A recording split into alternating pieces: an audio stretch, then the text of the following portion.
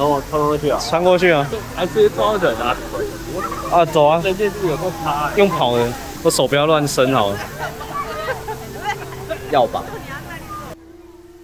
歡迎各位來到假期間事務所。這一次，我想要用我很好奇的那段歷史來切入萬博本身，也就是泡沫經濟。搭乘這台名為萬博的時光機，帶給大家1970到2025年之間的歷史軌跡。建築師高第曾經說過一句話：直線屬於人類，曲線屬於上帝，正好呼應了我們這部影片的主題。然而在這層迷霧之下，我們的旅程仿佛是一場夢境，也帶着我們回到55年前那個同樣正在舉辦萬博的大阪。如果你問1970年代的孩子，半個世紀後我們的未來世界是什麼樣的畫面？我想大概會看到滿天的飛行載具，或者是 Cyberpunk 的人體改造吧。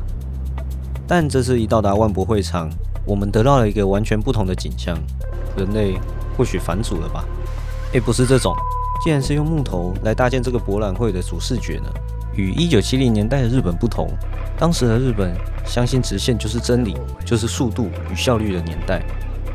GDP 直線噴發，大樓像巴別塔一樣拔地而起，人類覺得自己隨時能征服宇宙。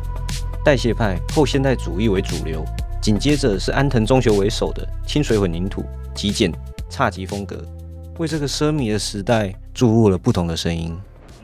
而為了拼湊出日本在這段歷史中心境的演變，我們組成了5人的調查兵團，前往日本當地一探究竟。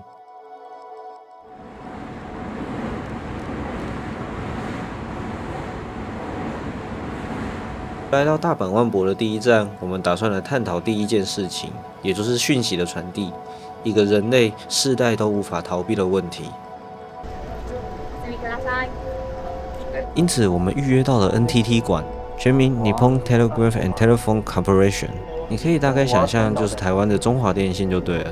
而這次他們展演的主題 Innovative Optical and Wireless Network， 便是有跟中華電信簽署合作備忘錄的一個計劃。3部分的第一部分，展演的一開始為我們展示了各個時代的通訊設備。我們從點對點的通訊模式，到可以自由的在任何時候、任何地點通訊。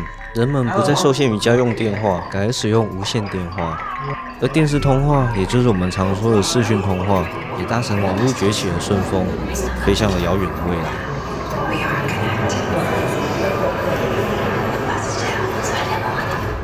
而這個概念在55年前，普通人是很難接觸到的。如今，它已經徹底的融入我們的生活。而下一個會融入在我們生活的技術，在第2部分準備了個特別的表演。然後讓他用這個眼睛看，也就是前面提到的 IOWM。簡單來講，這就是一個只用光來傳遞訊息的技術。少了光電轉換，他們甚至誇下海口，這樣的傳輸效率將會快上100倍。55年前，我們在有線電話中的禁錮，解放了束縛。若從馬斯洛的需求層次理論來看，1970年，我們或許在找愛與歸屬。我們尋找着異地連結最快的途徑，而2025年的今天，它所表達的是這一切都像呼吸一般自然。而這個世界接下來將要邁向的是沒有延遲、沒有隔閡的網絡，以及更加完整的體驗分享。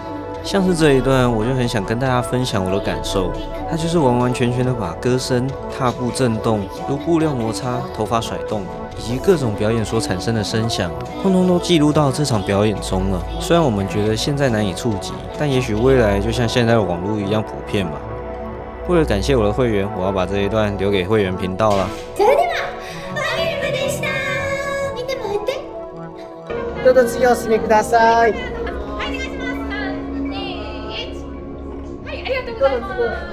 此時，我們的特派員全部注冊到了影像的背板上。這就是搭乘紅眼班機的各位，看起來是不是很有精神啊？讓我也來現挑一首，筋骨還算軟 Q 吧。這部分看下來也是蠻感動的，感動在於整個寓意。我們最終生而為人，也用着網絡享受了全體人類共同的結晶，獲取着多樣的知識與體驗。一種資訊爆炸的感覺，有專屬它的蓋的地方。第幾頁啊？如同它的場館設計，未來資訊的流通或許就像風流動一樣自然。這陣風也將我帶到了另一個世界。無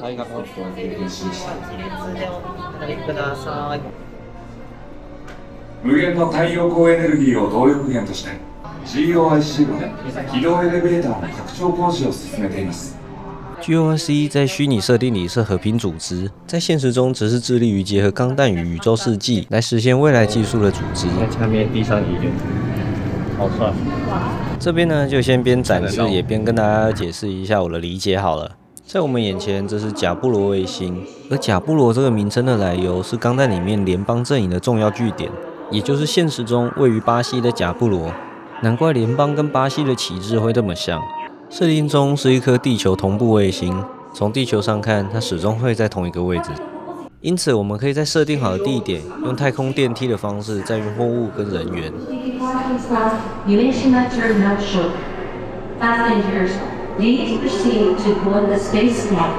當然，這麼酷的東西怎麼可以不搭上去看看呢？這邊也可以看到氣閘關閉的細節，真的是太帥了。而這邊最爽的是，每經過一個核心的檢查點，它會發出音效，還有震動，臨場感超級滿分。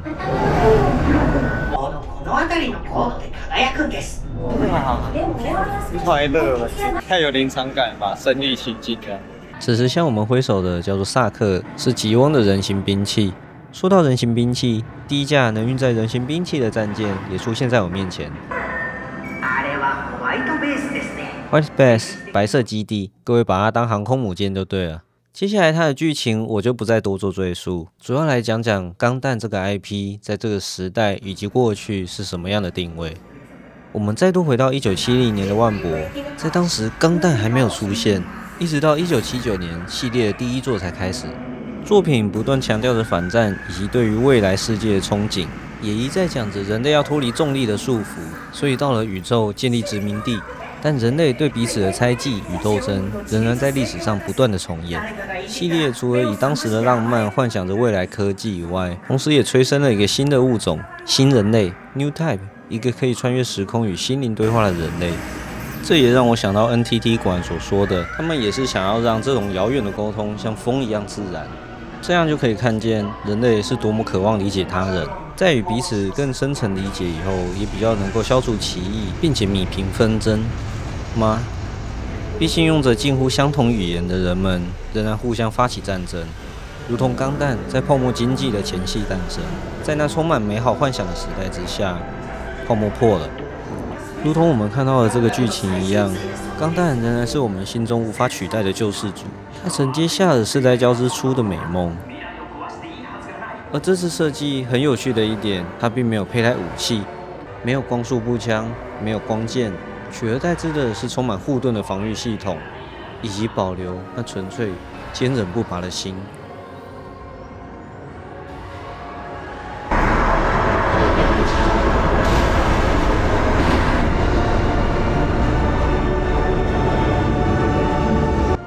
過往的我們狠狠地想要擺脫重力，就像現在所面對的困境，我們離開了重力，但我們仍然需要重力，那是我們的根源，也是無法擺脫的缺陷。即便到了太空生活，我們仍然對地球母親有着不同的情愫。而我在這邊或許也是用了另外一種方式上了太空，看着地球。所有的歷史、愛恨情仇與悲歡離合，都發生在這顆藍色彈珠上。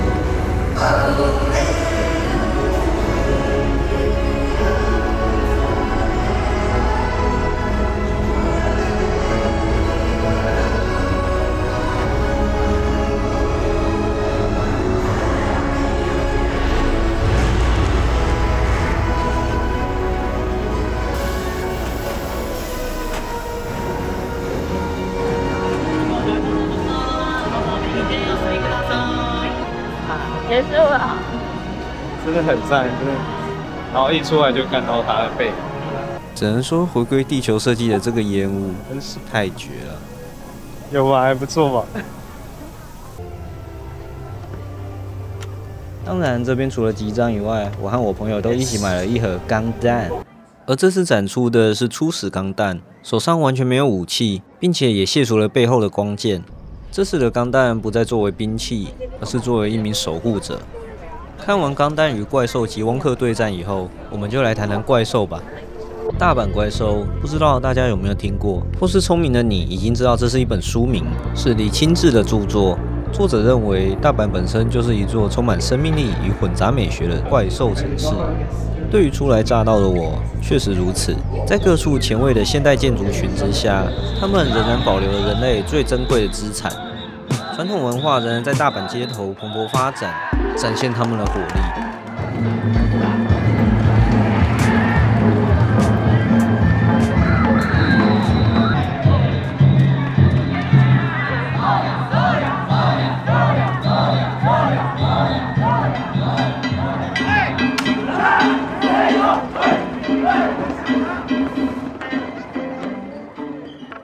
這次的吉祥物麥麥似乎又不按牌理出牌，給人類又帶來了一次文藝復興。我們最終回歸到了身為生物這件事情。生物本來就不是整理乾淨的排線，而是一團混亂、經歷多次演化的物質。而麥麥就像多變的細胞，以各種演化下來的姿態呈現在我們面前。在1970年的太陽之塔展現一種桀驁不馴的氣勢，也在此時討論到了這些大阪怪獸究竟是神靈的化身，還是來自天外的警告呢？麥麥看來是不怎麼在乎的，他用着各種形態展示多樣、和諧、充滿韌性，能夠應對各種危機的人類社會。我們不需要英雄，我們只需要承認自己的軟弱，也因為體認到自身的軟弱，才需要更加的強大。屁耶！就站着，醜怪的樣子，還是忍不住買了。為什麼？為什麼又是發霉的？為什麼不是冷凍的那種效果？是冷凍。其實我們一直都講錯了，它並不是發霉，也不是冷凍。哇，這邊一直都霧霧的，都是水汽。而是我們最初就感受到的水，都是水，完全看不見。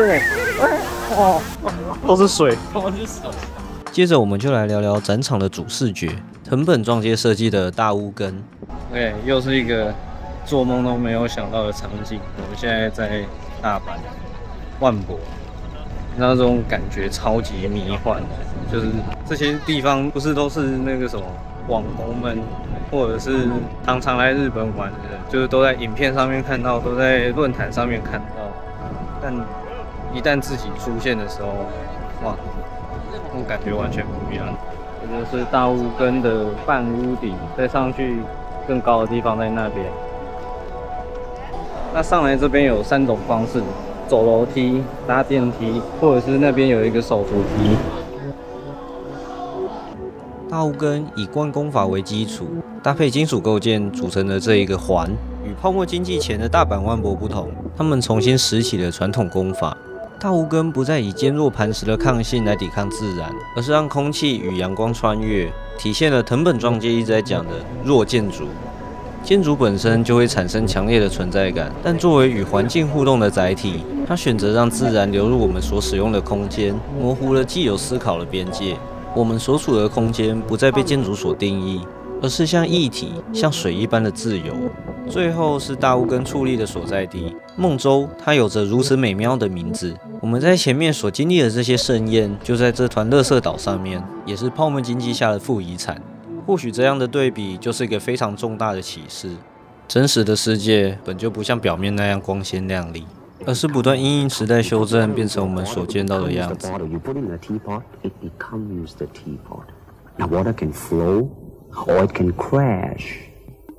Be water, my friend. 最後要感謝大家願意看到這邊，各位的訂閱、按讚與留言都是對我最大的鼓勵。如果你喜歡這樣的專題方式，不要忘記留下你的建議哦。那我也想在這邊公布我們調查的結果。最終我們也拼湊出了一個結論，也就是那個關於經濟起飛的年代，那場夢大家做得可香甜了。不僅房市飆升，股市也連連上漲，貸款鬆綁，我們也不斷用資產來定義一個人的成功與否。沒有人知道這場夢什麼時候會醒，而現在的台灣就混雜着這些狀態。我們用小確幸逃避根本性的結構問題。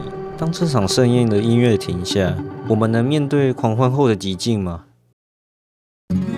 我們也不必如此的悲觀，我們仍然可以仰望星辰大海，翱翔於天際，去到任何地方，或在山林中馳騁。就像55年前的大阪萬博，大家也是看到了希望。每個時代所需要面對的問題跟面向都有不同，而我們假期間事務所的初心，就是希望大家在這個時代中能看到，當我們努力工作，打造我們自己的生活容器時，自己所期待填滿的那份生活。而你今天用了什麼樣的日子去填滿這個容器呢？希望今天大家也能被自己構築的理想給接住，並用自己的善良與能力，讓整個國家變得更加進步。我們不再走直線，而是迂迴地往正確的道路前進。這裡是假期間事務所，歡迎大家下次再回來溫補一下吧。漫漫長夜，再見，再見。